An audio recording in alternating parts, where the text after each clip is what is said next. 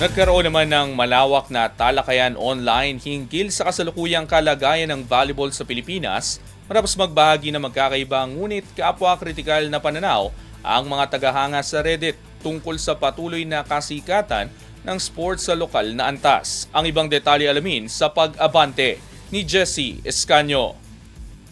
Umani ng malawak na talakayan online ang usapin hinggil sa kasalukuyang kalagayan ng volleyball sa Pilipinas matapos magbahagi ng magkakaibang ngunit parehong kritikal na pananaw ang dalawang tagahanga tungkol sa kung bakit nanatiling popular ang sport sa lokal na antas ngunit nahuhuli pa rin sa pandaigdigang kompetisyon. Sa isang social media post, iginiit ng isang volleyball fan na ang kasikatan ng Philippine volleyball ay higit na nakabatay sa marketability kaya sa aktual na antas ng laro.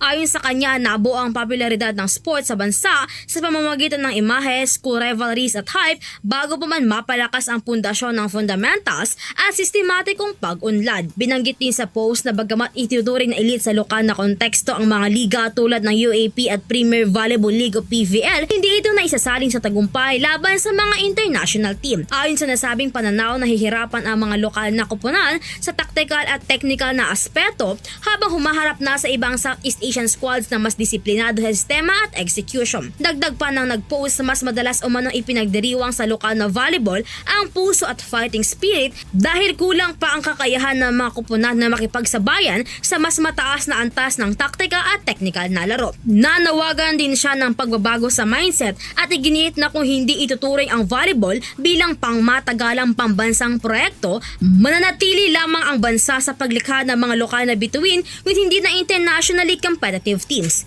Tumugon naman ang isa pang volleyball fan na umayon sa ilang punto ng kritisismo ngunit binigyang diin ang agwat ng pananaw sa pagitan ng casual viewers at ng mga regular na sumusubaybay sa international volleyball.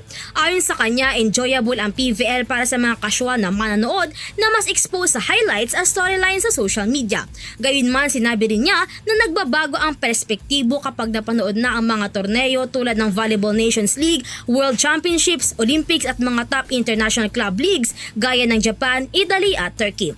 Aniya, kapansin-pansin ang pagkakaiba sa bilis ng laro, execution at overall quality kapag ikinumpara ang lokal na liga sa international competitions. Binanggit din sa tugon ang impluwensya ng celebrity at gossip culture sa sports sa bansa kung saan mas nangingibaba umano ang mga kwentong off-court kaysa sa masusing pagsusuri ng laro. Ako, si Jessie Escanio, Abante Sports, now na.